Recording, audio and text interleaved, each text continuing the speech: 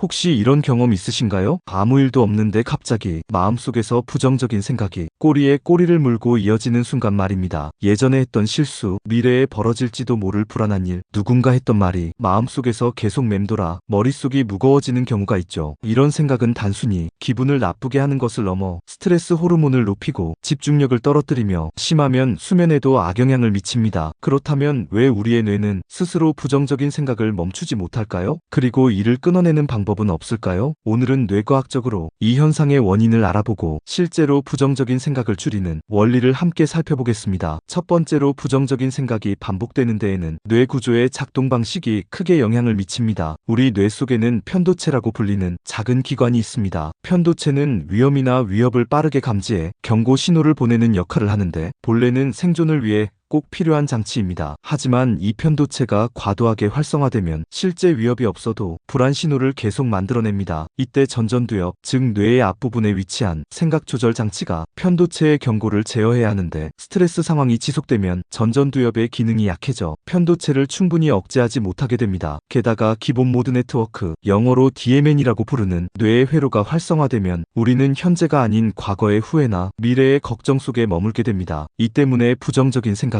저절로 재생되듯 반복되는 것이죠. 두 번째로 이러한 부정적 사고는 사실 진화 과정에서 생존을 위해 발달한 본능적인 반응입니다. 인류가 원시 시대에 살던 때를 떠올려보면 위험 신호에 민감하게 반응하는 것은 생존 확률을 높이는 중요한 능력이었습니다. 예를 들어 과거에 맹수의 공격을 당한 기억을 반복해서 떠올림으로써 다시는 같은 장소에 가지 않게 되고 위험을 피할 수 있었던 것입니다. 그러나 현대 사회에서는 실제 생명에 위협이 되는 상황보다 머릿속에서만 상상하는 위협이 훨씬 많아졌습니다. 이로 인해 과거에는 유익했던 경고 시스템이 지금은 불필요하게 과도하게 작동하며 오히려 스트레스와 불안을 증가시키는 부작용을 만드는 경우가 많습니다. 세 번째로 부정적인 생각을 줄이기 위해서는 전전두엽의 활동을 높여야 합니다. 전전두엽이 강하게 작동하면 편도체가 보내는 불안 신호를 차단하거나 약화시킬 수 있습니다. 이를 위한 대표적인 방법 중 하나가 마음챙김 명상입니다. 마음챙김, 즉 마인드풀리스 명상은 지금 이 순간의 감각과 호흡에 집중함으로써 디폴트 모드 네트워크의 불필요한 활성화를 줄이고 생각의 꼬리를 끊는 데 도움을 줍니다. 또한 신체 움직임 역시 뇌를 안정시키는 데 효과적입니다. 짧게라도 걷거나 가벼운 스트레칭을 하면 스트레스 호르몬인 코르티솔이 줄어들고 뇌의 주의가 현재로 돌아오게 됩니다. 네 번째로 일상에서 즉시 활용할 수 있는 차단 기술도 있습니다. 첫째,